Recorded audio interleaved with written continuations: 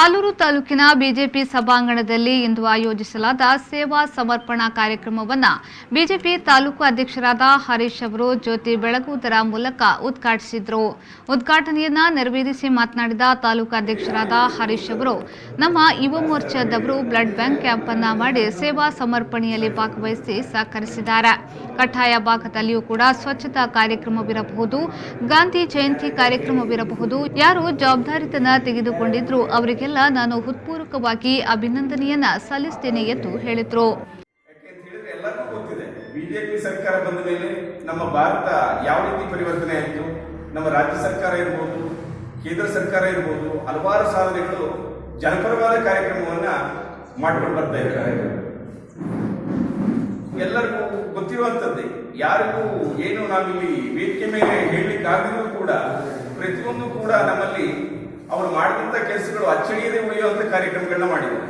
ಹಿಂದೆ ಮೋದಿಜಿಯವರು ಏನು ಪ್ರಧಾನಮಂತ್ರಿ ಆಗಿದ್ರು, ಸರ್ವ ಶಿಕ್ಷಣ ಅಭಿಯಾನ ಇರಬಹುದು, ಪ್ರಧಾನಮಂತ್ರಿ ಗ್ರಾಮ ಸಡಕ್ ಯೋಜನೆ ಇರಬಹುದು, ಹಲವಾರು ಕಾರ್ಯಕ್ರಮಗಳು ಜನಗಳನ್ನ ಮನಮುಟ್ಟುವಂತ ಕೆಲಸಗಳ ಯೋಜನೆಗಳನ್ನ ನಮ್ಮ ಬಿಜೆಪಿ ನಾಯಕರು, ಕೇಂದ್ರದ ನಾಯಕರು ಇರ್ಬೋದು, ರಾಜ್ಯದ ನಾಯಕರು ನಮ್ಮ ಯಡಿಯೂರಪ್ಪಾಜಿ ಇರ್ಬೋದು, ಅಷ್ಟೊಂದು ಒಳ್ಳೊಳ್ಳೆ ಅಭಿವೃದ್ಧಿ ಕಾರ್ಯಗಳನ್ನ, ಜನಪರವಾದ ಕಾರ್ಯಕ್ರಮಗಳನ್ನ ಮಾಡಿಕೊಂಡು ಇವತ್ತು ಜನಮೆಚ್ಚುಗೆಗೆ ಪಾತ್ರರಾಗಿದ್ದಾರೆ. ಇವತ್ತು ಪಕ್ಷ ಗಟ್ಟಿಯಾಗಿ ನಿಲ್ಲೋದಕ್ಕೆ ಅವರು ನಿಮಗೆ ಸಹಕಾರಿಯಾಗಿದ್ದಾರೆ ಅಂತ ಹೇಳಿ ಈ ಸಂದರ್ಭದಲ್ಲಿ ಹೇಳಲಿಕ್ಕೆ ಇಚ್ಛೆ ಪಡ್ತೇನೆ.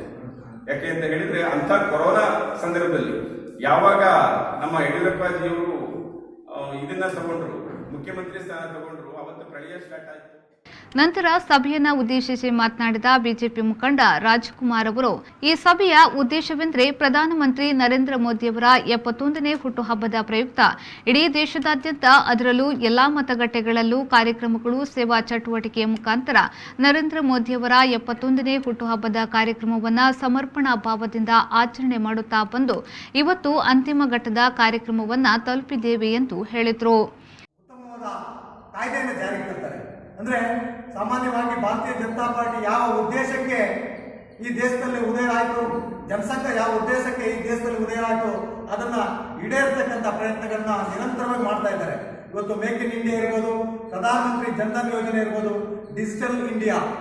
ಸಾಮಾನ್ಯವಾಗಿ 1986ರಲ್ಲಿ ಅಂದಿನ ಪ್ರಧಾನಿ ರಾಜೀವ್ ಗಾಂಧಿ ಅವರೇ ಹೇಳಿದಂತೆ, ಕೇಂದ್ರ ಸರ್ಕಾರ ಒಬ್ಬ ರೈತನಿಗೆ 100 ರೂಪಾಯಿ ಸಹಾಯಧನವನ್ನು ಕೊಟ್ಟರೆ ಆ ರೈತನಿಗೆ ತಲುಪಬೇಕಾದ್ರೆ ಅದು 15 ರೂಪಾಯಿ ಆಗ್ತದೆ. ಅಂದ್ರೆ ಅಷ್ಟು ಸೋರಿಕೆ ಇತ್ತು. ಡಿಜಿಟಲ್ ಇಂಡಿಯಾದ ಮುಖಾಂತರ ಕೇಂದ್ರ ಸರ್ಕಾರ ಏನು ಸಹಾಯಧನವನ್ನು ನೀಡುತ್ತದೆ ಅದು ನೇರವಾಗಿ ಅವರ ಖಾತೆಗೆ ತಲುಪುವ ಮಟ್ಟಕ್ಕೆ ಇವತ್ತು ಮಾಡಿದ್ದಾರೆ. ಅಂದ್ರೆ ಪ್ರತಿಯೊಬ್ಬನ ಆಸೆ ಏನು, ನಮ್ಮ ಪಂಡಿತ್ ದೀನ್ ದಯಾಳ್ ಉಪಾಧ್ಯಾಯರ ಅಂತ್ಯೋದಯ ಆಸೆ ಈಡೇರಬೇಕು ಅಂತ ಹೇಳಿ ಪ್ರತಿಯೊಬ್ಬ ಕಟ್ಟ ಕಡೆಯ ವ್ಯಕ್ತಿಗೆ ಸರ್ಕಾರದ ಸವಲತ್ತು ನೇರವಾಗಿ ತಲುಪಬೇಕು ಅನ್ನೋ ನಿಟ್ಟಿನಲ್ಲಿ ಅವರ ಪ್ರಯತ್ನ ಮಾಡಿದ್ದಾರೆ. ಏಕಾತ್ಮ ಮಾನವವಾದ, ಸಾಮಾನ್ಯವಾಗಿ ನಮಗೆಲ್ಲ ಗೊತ್ತಿರುವಂತೆ. ಈ ಸಂದರ್ಭದಲ್ಲಿ ಜಿಲ್ಲೆಯ ಮುಖಂಡರಾದ ರಾಜಕುಮಾರ್, ತಾಲೂಕು ಅಧ್ಯಕ್ಷರಾದ ಹರೀಶ್, ಕದಾಳು ಲೋಕೇಶ್, ರಮೇಶ್ ಹಳೆ ಆಲೂರು, ಹೇಮಂತ್, ಅಜಿತ್, ಅನುಪ್ರಾಜ್ ಉಪಸ್ಥಿತರಿದ್ದರು. ಯೋಗೇಶ್ ಬಿಜೆ, ವಿ4 ನ್ಯೂಸ್, ಹಾಸನ.